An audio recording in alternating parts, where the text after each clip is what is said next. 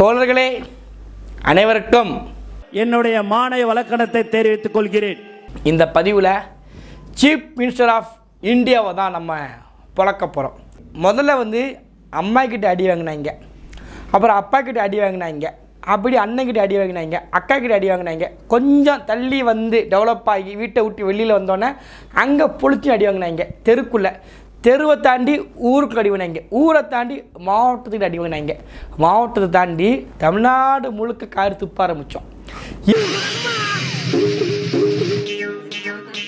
இப்போ ஒரு கட்டத்துக்கு மேலே நீங்கள் எங்களை துப்புனாலும் பரவாயில்ல, மிதித்தாலும் பரவாயில்ல, நாங்கள் டிவிக்குன்னு கத்திக்கிட்டே இருப்போங்கிற மாதிரி எங்கே போயிட்டாங்கன்னா உலகத்துக்கே போய், அதாவது நாங்கள் ஃபேமஸ் பண்ணுறோம், நாங்கள் எவ்வளோ பெரிய ஆள் தெரியுமா எங்கள் தளபதி காட்டுற விதமாக நாங்கள் வேர்ல்டுக்கே போயிட்டோம் போகிறோம்னு சொல்லி ஒருத்தர்கிட்ட போய் டிவின்னு கத்திருக்காரு. DB, what's that? Vijay, Talabadi Vijay, South India. What? Talabadi Vijay. What the fuck is they saying? Dalividi DK. Minister. Dalividi DK. Bro, fuck. Shit, I don't know what the fuck going on today. What y'all say? Talabadi Vijay. Vijay. G-Vay. Vijay, South Indian actor. Chief Minister of India. Chief Minister of India. Chief Minister of India. கத்த பார்க்கும்போது அவன் நினச்சிட்டான், இவன் சரியான பைத்தியம் அப்படின்னு. அவனுக்கு தமிழ் சொல்ல தெரியாது, அதனால அவன் இங்கிலீஷில் அவனுக்கு தெரிஞ்ச ஒரு கெட்ட வார்த்தைக்கு போட்டு யார் இவங்க சரியான மெண்டல் மணிக்கு சுற்றிட்டு இருக்காங்க அப்படின்னு சொல்லி அவனே யோசிக்க வச்சிருக்காங்கன்னு பார்த்துக்கோ நம்ம ஆளுங்க. DB, what's that? Vijay, Talabadi Vijay, South India. Vijay, Talabadi Vijay, South India.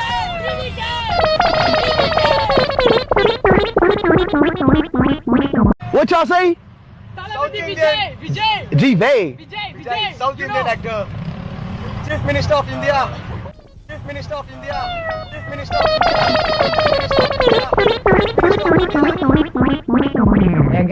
ஒரு கட்சியில் ஒருத்தங்க 2 பேர் தற்கொலை இருந்தால் பரவாயில்லங்க, கட்சியில் மேல் மட்டத்திலிருந்து கீழ்மட்டம் வரைக்கும் ஒன்று போல் அக்கு பிஸ்லாம். எனக்கு அதாங்க ஆச்சரியமாக இருக்குது. அதாவது எந்திரன் படத்தில்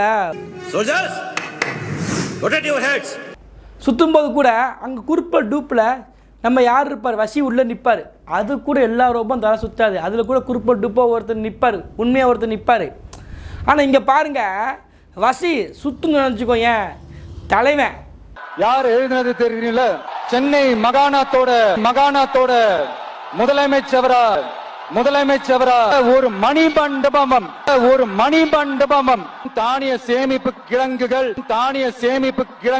முட்டை சேமிப்பு கிடங்குகள் அமைக்கணும்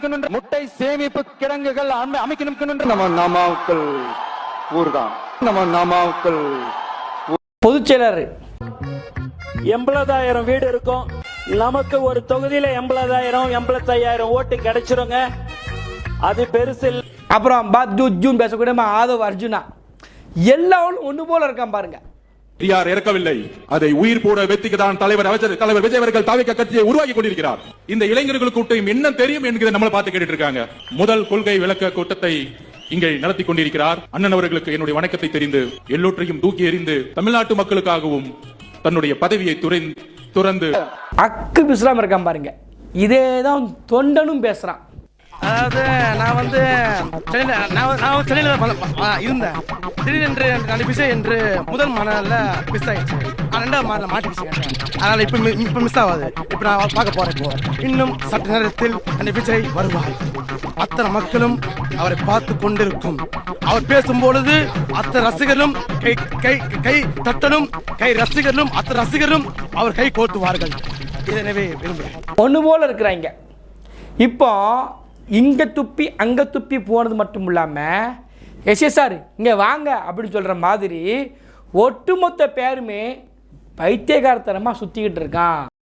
இல்ல 31, 36 எல்லாமே தலைவர் தான். 50 வருஷத்துக்கு எங்க ஆளு தான். 50 வருஷத்துக்கு எங்க ஆளு தான். இதுல இன்னொன்னு என்னன்னா, இப்ப நம்ம முதல்வர் பதவிக்கெல்லாம் நம்ம எப்ப கட்சி ஆரம்பிச்சோம் அப்போ ரீச் பண்ணிட்டோம். நம்ம பிரதமருக்கு ஹோல்ட் பண்ணிட்டு இருக்கோம்.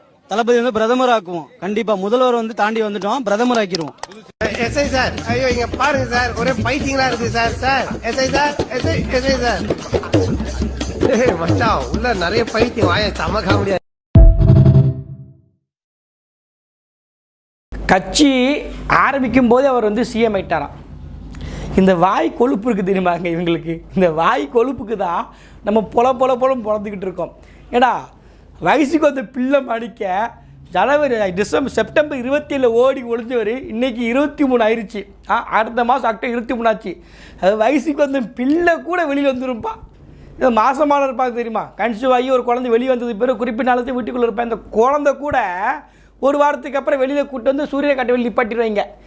27 நாள் ஆச்சுங்க வெளியிலே வராமல் இருந்துக்கிட்டு சீஃப் மினிஸ்டர் ஆஃப் இந்தியா, நாங்கள் பிரதமருக்கு நாங்கள் ஏம் பண்ணிட்டோம், நாங்கள் உலக ட்ரெண்ட் ஆகிட்டோம். காரி துப்புறாங்கடா. வீட்டை விட்டு வெளியே வராத ஒரு தலைவனுக்கு ஒரு தேர்தலை சந்திக்க இன்னும் முடியலன்னு தேர்தலுக்கிட்டே போகல. அதுக்குள்ளே கட்சி இருக்குமா, கலைச்சிட்டு ஓடிடுவாரா, நம்ம பேசாமல் பனி ஊரில் இருந்துக்கிடுவோம். நீ பேசாமல் அமெரிக்காவுக்கே போயிடு சிவாஜி. வீட்டை விட்டு வெளியே வராத தலைவனுக்கே இவங்க இவ்வளோ அலப்பறை கொடுத்துட்டு இருக்கிறாங்க. ஒரு வேளை நீங்கள் யோசிச்சு பாருங்க, ஒரு வேளை இவர் சும்மா ஃபீல்டு ஒர்க் பண்ணுற மாதிரி வந்துட்டு நினச்சிக்குவாங்களேன், அடுத்த டொனால்ட் ட்ரம்ப் நம்ம தான் அன்றுவாங்க. இந்த படத்துக்கு போகும்போதெல்லாம் மைக்கு கிடச்சோன்னு வாயில் நீட்டின உடனே மைக்குக்கு நேராக அவங்களுக்கு நேராக வாய்க்கு நேராக கிடச்சிச்சுக்கோங்க. மைக்கை கண்ட மணிக்கே பேசுவாங்க. ரொனால்டோ வர சொல்லுங்க தலை, ரொனால்டோ வர சொல்லுங்க. ஃபுட்பால் மேட்ச் பிகில் படம் தான் பேசினாங்க.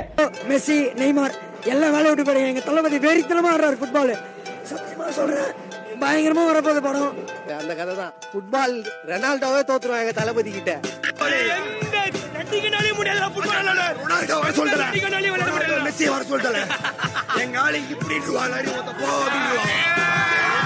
இந்த தியேட்டரில் பேசுகிற மணிக்க நம்ம ஏதாவது ஒன்று பேசிட்டு போயிடும் நினச்சிக்கிட்டு தற்கூரி கூட்டு என்ன பண்ணுது, மேலே உட்காந்துக்கிட்டு யூடியூப்பில் ஒருத்தர் பேசிகிட்டு இருக்கான், அது லைவ் ஓடிக்கிட்டு இருக்கு, அவன்கிட்ட போய் உட்காந்து கிளம்பிட்டு போயிருக்கிறாங்க.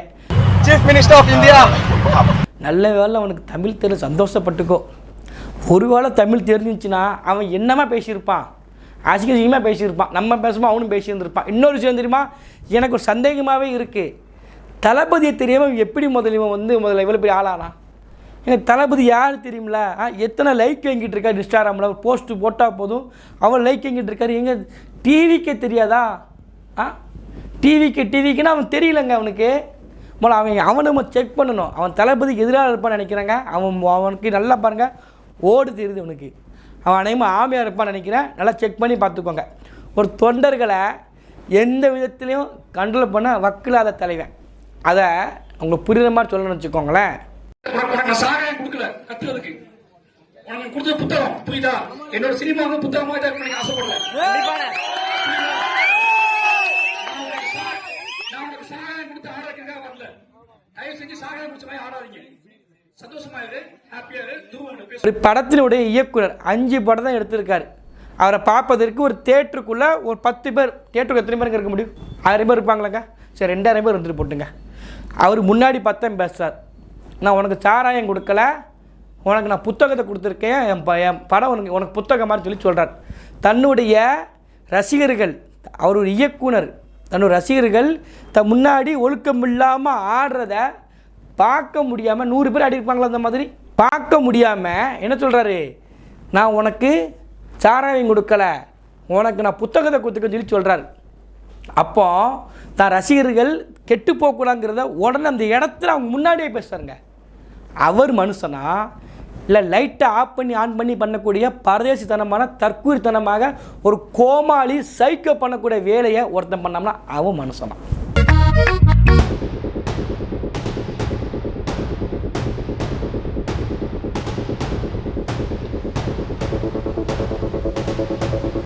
கேளுங்க, மகேஷ் செல்வராஜ் மனுஷனா இல்லை தற்கூரி விஜய் மனுஷனா? யார் இந்த மக்கள் மீது அக்கறை இருக்குது? தன் தொண்டர் மகேஷ் செல்வராஜனுடைய ஒரு இயக்குனர், அவர் ஒரு ரசிகர்கள் முன்னாடி ஆடிட்டு இருக்கிறார், பொறுக்க முடியாமல் அவர் பேசுகிறார். எத்தனை வருஷம் சினிமா அனுபவம், பைத்தியக்காரத்தனமாக ஆடிக்கிட்டு இருக்கான், நேராக கேட்க வக்கு இல்லை. ஏன்? அவரே ஒரு சைக்கோ, அதனால தான் ரசிச்சுக்கிட்டு இருக்கார். சரி, மகேஷ் செல்வராஜ் தான் இப்படி காரி துப்பிருக்காருன்னு பார்த்துக்கிட்டிங்கன்னா, அவருடைய படத்தில் நடித்த அந்த படம் வந்துச்சுலாம் பேசு, அந்த படத்தில் நடித்த பிடி மாஸ்டர் இடத்துல நடிச்சிருப்பார். அவர் காரி பொலியிருந்து துப்பிட்டாருங்க. துப்புனா துப்பு, உண்மையிலேயே பாராட்டணும் அவரை வந்து. நடுவில் கூட ஒரு கட்சியிலேருந்து ஒருத்தர் வந்து சொல்கிறாரு, ஒரு பெரிய ஒருத்தரோட ஒரு சின்ன மாநாடு ஏதோ ஒன்று நடக்குது, அதில் அவர் சொல்கிறாரு, இந்த மாநாடு பார்க்குறதுக்காக நம்ம ரசிகர்கள் வந்து வேலையை கூட விட்டுட்டு லீவு போட்டுட்டு வர்றதுக்கு தயாராக இருக்காங்க, இந்தமாரி ஆட்கள் தான் நமக்கு வேணுங்கிறாரு. ஏன்டா அவன் வேலையை விட்டு வந்துட்டான், லீவு போட்டு வந்துட்டான்னா அன்றைக்கி காசு சம்பளம் நீயா கொடுப்ப? அது கிடையாது. உனக்கு கொஞ்ச நேரத்து வேலை நின்று கூட்டம் போட்டு ஜாலியாக பேசிட்டு அப்படி போயிடுவோம். ஆனால் இவ்வளவு பேர் ஃபாலோ பண்ணுறாங்க இல்லையா? அப்போ பொறுப்போட இப்போ அஜித் சார்லாம் சொல்கிறாருல்ல, தம்பி உங்களோட லைஃப் ரொம்ப முக்கியம், உனக்குன்னு ஒரு லைஃப் இருக்குது, உனக்கு பேரண்ட்ஸ் இருக்காங்க, அதை நீ என்னென்னு பாரு, உன்னை சுற்றி நடக்கிற அரசியலை புரிஞ்சுக்க, ஒரு வாழ்க்கை தான் உன்னோட வாழ்க்கை, அதை கொண்டாட்டமாக வாழு, ஹாப்பியாரு, 4 பேருக்கு பிரயோஜனம் இருக்க மாதிரி ஒன்று சொல்கிறாருல, அந்த பொறுப்பு எல்லாத்துக்குமே வேணும். ஏன்னா இது ஒரு பெரிய மாஃபியா டீமு. இந்த மாஃபியா டீமுக்குள்ளே இருந்து, சினிமாவுக்குள்ளே இருந்து சிவகார்த்தியன் பேசலை, கீர்த்துரேசு பேசலை, ஸ்ருதிஹாசன் பேசலை, அப்புறம் திரிசா பேசலை, சரிங்களா, முன்னணி நடிகர்கள் சொல்கிறாங்களா, சூர்யா பேசலை, கார்த்தி பேசலை, யாருமே பேச வாய் மூடிக்கிட்டு இருக்கிறாங்க. காரணம் என்ன? ரூட்டு வேலையை பார்த்துட்டு போயிடும். ஆனால் பாருங்கள், ஒரு நடிகர் ஒரு 4-5 படத்தில் நடிச்சிருப்பார், அவர் வெளிப்படையாக பேசுகிறார். இவர் செஞ்ச அயோக்கியத்தனத்தை வெளிப்படையாக பேசுகிறார். அதுதான் மனுஷத்தனம். இதுதான் உண்மையிலே மக்கள் மீது இருக்கக்கூடிய அக்கறை. வெளிப்படையாக சொல்கிறாரு பாருங்க, இப்படி தான் இருக்கணும். ஒருத்தங்க வந்து எதையுமே கவலைப்பட மாட்டார்.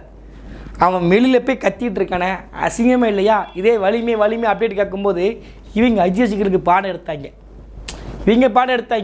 என்ன வலிமைன்னு பேசிகிட்டு இருக்கீங்க? எங்கே போனால் வலிமையா? அந்த கிரிக்கெட்டை போன இடத்துல வலிமைங்கிறீங்க, அப்புறம் படத்து போன இடத்துல வலிமைங்கிறீங்க, எல்லா பக்கமும் வலிமை பேசி இவங்க பாடம் எடுத்தாங்க. இன்றைக்கி இந்த தற்கூரித்தனமான வேலையை இன்றைக்கி இவன் சேர்ந்து பண்ணிகிட்டு இருக்கான். இவன் ஒரு கட்டத்துக்கு வந்து எல்லாம் மீறினோம்லா, சூடா சுண்டல் விஜய் தம்பி ஃபுல்லாக மெண்டல், கொடூரமா ஃபுல்லாக விஜய் முழுக்க மெண்டல். அந்த மாதிரி வேலை செய்யக்கூடியவங்க பூரா மெண்டலாக தான் சுற்றி கிடக்கு. மெண்டலுக்கு என்ன பண்ணிருச்சு? ஒரு கட்டத்துக்கு மேலே போய் நாங்கள் ஃபேமஸ் ஆக போகிறோம், நாங்கள் வந்து தளபதியாக ஸ்பீடுட்டே கட்ட போகிறோம், ஸ்பீடாக சொல்கிற பாருங்கன்னு சொல்லி கார் துப்பிட்டு வந்துட்டாங்க. இந்தியா சீஃப் மினிஸ்டர் ஆஃப் இந்தியான்ட்டு போயிட்டாங்க. சீஃப் மினிஸ்டர் ஆஃப் இந்தியா கடைசியாக ஒன்று தாங்க. இதெல்லாம் தாண்டி முதல்ல அப்பாவுக்கு நல்ல பிள்ளையாக இருக்கணும். அவர் தன்னுடைய அப்பா வந்து மறைமுகமாக விஜய்க்கு ஒரு அட்வைஸ் ஒன்று சொல்கிறாருங்க. ஒரு முறை தான் வாழ்க்கை போகிறோம், வாழ்க்கை ஒரு முறை தான், ஒரு முறை தான் வாழ்கிறோம், பிறக்கிறோம், சாக போகிறது ஒரு தடவை தான். எதுக்கு தினம் பயந்துட்டு வாழணும்? பயப்படாமல் இரு அப்படிங்கிறார். இது வந்து நாசுக்கா அவங்க அப்பா யாரை சொல்கிறாருன்னா விஜயை சொல்கிறாரு. இந்த உலகத்துக்கு நீ யாருன்னு இன்னொரு தடவை காட்டு. திறமைக்கும் தன்னம்பிக்கைக்கும் முகம் தேவையில்லை. மவனே, வயசான காலத்தில் நானே வெளியே நின்று பேசிட்டேன்டா, நீ இன்னும் வீட்டுக்குள்ளே ஒளிஞ்சு கிடக்கிறியடா, வெளியில் வா அப்படின்னு மாதிரி அவங்க அப்பா பேசுகிறார் விஜயை பற்றி. வெளியில் வா, பயப்படாத, எதுக்கு பயப்படுற, ஒரு முறை தானே வாழ போகிற, ஒரு முறை தானே வாழ்க்கை, சந்தோஷமாக வாழ்ந்துட்டு பயப்படாமல் இருன்னு சொல்லி சொல்கிறாரு. தயவு செய்து வெளியில் வாங்க, சமஞ்ச பிள்ளை மாணிக்க, மசைக்கான பெண்கள் மாணிக்க உள்ளேயே இருக்காதீங்க. உங்களுடைய புஷியானதை கற்றுக்கோங்க. ஆம்பளை சிங்கம் முதலே சொன்னேன், அவர் ஆம்பளை சிங்கம். நேராக ஓடி ஒளிஞ்சாலும் என்ன ஆயிடுச்சு, ஒரு கட்டத்துக்கு மேலே சிபிஐக்கு போன உடனே சிங்கம் தாடி நிறைச்ச முன்னாடி வெளியில் வந்து நின்றுருச்சு. ஆனால் பாருங்கள், கிட்டத்தட்ட பிக் பாஸ் ஷோவே முடிஞ்சு போருக்கு 100 நாளைக்கு இன்னும் வெளிவிட்டு வெளியே வராமல் கிடக்காரு. அதனால் நம்மளுடைய கோரிக்கை என்னென்னா, ஒருமித்த குரலில் வீட்டுக்குள் இருக்கும் பண்ணையாரே வெளியில் வந்து எட்டி பாருங்க. பண்ணையாரே, நிறைய பேருக்கு நிறைய கண்டென்ட் தேவைப்படுது. பண்ணையாரே வெளியில் வந்து நில்லுங்க. தற்கூரி தலைவரே, நன்றி.